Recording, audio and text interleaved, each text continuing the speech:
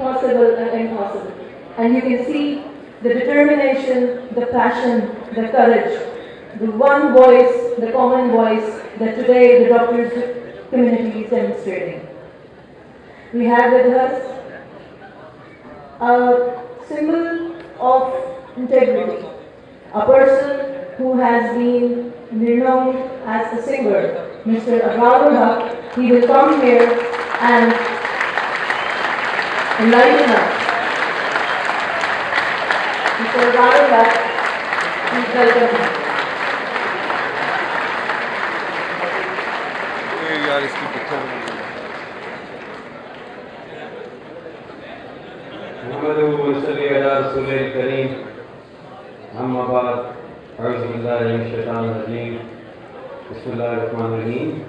Honorable Principal of Allama Iqbal Medical College, faculty members, staff members, Young Doctor Association, ladies and gentlemen, media, Assalamu alaikum wa rahmatullahi wa barakatuh.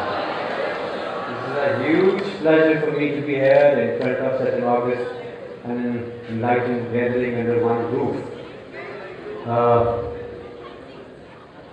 I don't want to sound irrelevant. I have been listening to the speeches, आप लोगों की बातें, ये सारे slogans मैंने पढ़े भी, कुछ मैंने थोड़ा सा इसका रिकॉर्ड भी रखा हुआ है हर चीज़ का. लेकिन मैं ये सोच रहा था उस कुर्सी पे बैठ के कि क्यों हम लोगों को ये करना पड़ता है. जब इंसाफ की बात आती है तो वकला की तहरीक शुरू करनी पड़ती है. जब हुकूक की बात आती है तो डॉक्टर्स को खड़ा होना पड़ता है. सुनते थे कि माँ अपने बच्चे को उस वक्त तक दूध नहीं देती जब तक वो रोता नहीं है. लेकिन ऐसा भी नहीं कि बच्चा रो रो कर हलकान ही हो जाए और बंदा पूछे इससे क्या बच्चे की जान लोगे.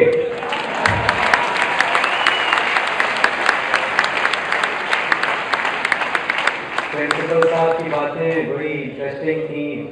मैं पूरी दुनिया में घूमता हूँ, फिरता हूँ और एक चीज़ ऑब्जर्व करता हूँ कि जहाँ जहाँ हमारे प्रोफेशनल्स हैं, चाहे वो डॉक्टर्स हों, चाहे इंजीनियर्स हों, चाहे साइंटिस्ट्स हों, वो अपने ज़बरदस्त मकाम पर खड़े हैं. वहाँ के रिस्पेक्टेबल तरीन डॉक्टर्स हैं. मैं ये आपको वसूख से बात इसलिए करता हूँ कि मैं उनसे मिल कर आता हूँ.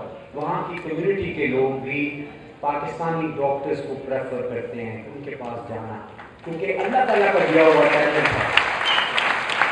खुशी भी होती है उनको वहाँ फलता फूलता. और सबसे रिचेस्ट लोग हैं बाय द वे, ये भी मैं बताता चलूँ. अमेरिकन के पास, क्योंकि हम तो फंडरेजिंग करते हैं हॉस्पिटल के लिए, तो हम वहाँ इंडस्ट्रियलिस्ट के पास नहीं जाते. जब हम किसी अमीर आदमी का तस्वुर जहन में लाते हैं तो हम कहते हैं यार चलो किसी डॉक्टर के पास चलते हैं.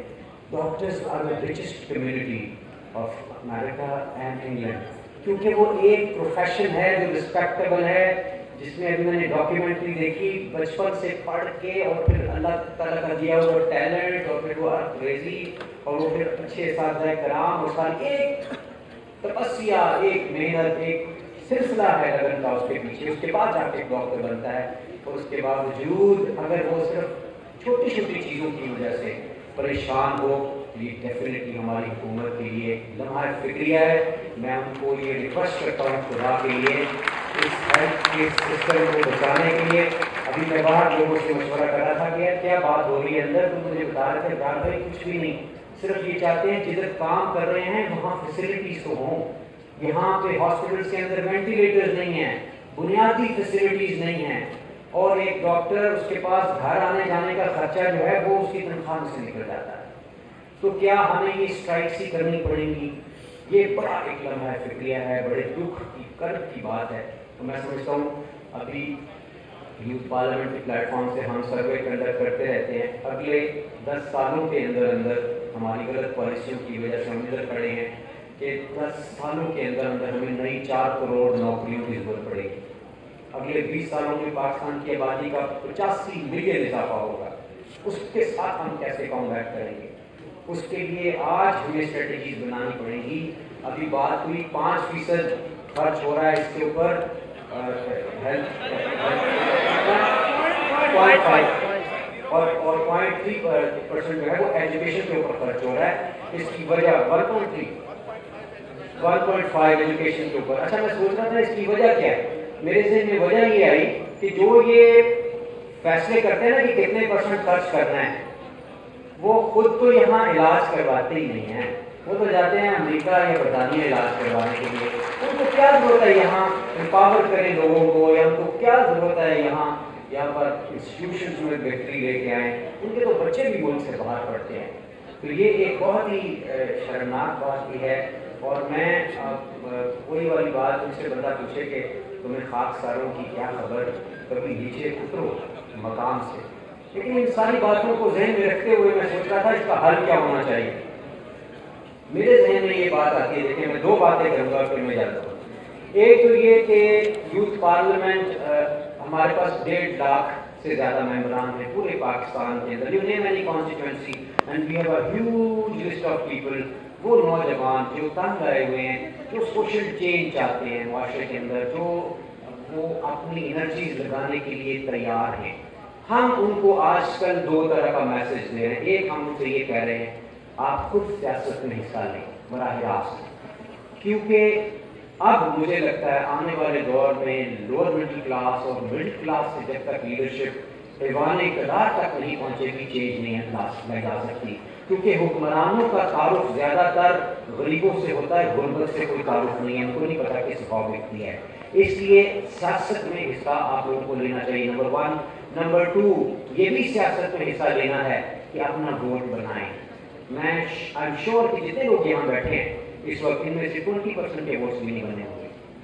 کیا آپ لوگ ہاتھ کھڑا کر سکتے ہیں کتنے لوگوں کے ووٹ بنے ہوئے ہیں؟ پھر بھی تقریباً 30-40% ہیں، ماشاء اللہ، آئی ایم امپریسڈ۔ لیکن میں چونکہ بہت سارے نوجوانوں کی گیدرنگس میں جاتا ہوں، 20% ووٹس بھی نہیں بنے ہوتے۔ تو پہلی میری درخواست ووٹ بنائیں۔ نمبر 2، اس ووٹ کے حق کو استعمال کریں اور اچھے بندے یا کم بندے کے لیے ووٹ کریں۔ یہ میرا ذہن ہے، یہ بڑا ضروری ہے، کیونکہ سارے اچھے بھی بات کا آپ کو نہیں ملتے۔ تو میں آخر پہ صرف اتنا کہنا چاہوں گا، یوتھ پارلیمنٹ آپ کے ساتھ ہے۔ آپ اکیلے چلیں گے تو 7,000 ہوں گے، 10,000 ہوں گے، آپ ہمیں بھی ساتھ شامل کر لیں گے اور ہمارے ساتھ شامل ہو جائیں گے دیگر معاملات میں بھی، تو آپ 1,70,000 ہوں گے، 1,60,000۔ میں نے بڑا جل کے، میں گورنمنٹ کے خلاف نہیں ہوتا ہوں، میں ابھی بھی نہیں ہوں۔ میں چاہتا ہوں کہ جو بھی ڈیموکریٹکلی الیکٹڈ گورنمنٹ ہے اس کو کام کرنے کے لیے موقع دیا جائے، لیکن ان کی غلط پالیسیز پہ بولنا ہمارا حق ہے۔ میں اس کو استعمال کرتا ہوں، اور میں نے ایک نظم لکھی تھی جو میں جانے سے پہلے شیئر کروں گا، تھوڑی سی انقلابیت ہے اس میں، اور وہ یہ ہے کہ سر جلائیں گے روشنی ہوگی، اس اجالے میں فیصلے ہوں گے۔ سر جلائیں گے روشنی ہوگی، اس اجالے میں فیصلے ہوں گے، روشنائی بھی خون کی ہوگی، اور وہ فاقہ کش قلم جس میں جتنی چیخوں کی داستانیں ہیں ان کو لکھنے کی آرزو ہوگی۔ سر جلائیں گے روشنی ہوگی، اس اجالے میں فیصلے ہوں گے، روشنائی بھی خون کی ہوگی، اور وہ فاقہ کش قلم جس میں جتنی چیخوں کی داستانیں ہیں ان کو لکھنے کی آرزو ہوگی۔ نہ ہی لمحہ قرار کا ہوگا، نہ ہی رستہ فرار کا ہوگا، وہ عدالت غریب کی ہوگی، جان اٹکی وزیر کی ہوگی۔ وہ عدالت غریب کی ہوگی، جان اٹکی وزیر کی ہوگی، جس نے بیچی ہے قوم کی، جس نے بیچی ہے سیٹ کی طاقت، جس نے اپنا ضمیر بیچا ہے، جو دکانیں سجائے بیٹھے ہیں، سچ سے دامن چھڑائے بیٹھے ہیں، جس نے بیچا عذاب بیچا ہے، مفلسوں کو شراب بیچا ہے، دین کو بے حساب بیچا ہے، اور کچھ نے روٹی کا خواب بیچا ہے۔ جس نے بیچا عذاب بیچا ہے، مفلسوں کو شراب بیچا ہے، دین کو بے حساب بیچا ہے، اور کچھ نے روٹی کا خواب بیچا ہے۔ اور کیا کہیں ہم کہ قوم نے خود کو کس طرح بار بار بیچا ہے۔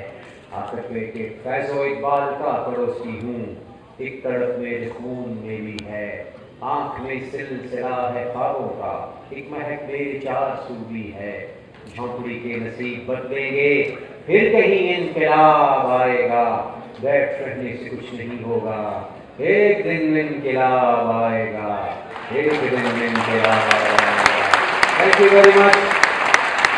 जाने से पहले मैं ये दरख्वास्त करूँगा कि हमारा काउंटर यूथ पार्लियामेंट का कि लोगों का बाहर लगा हुआ है, आप लोग अपने अपने मेंबरशिप फॉर्म्स वहाँ से लेके जाएं और हो सके तो वहीं पे फिल करके वापस छोड़ दें।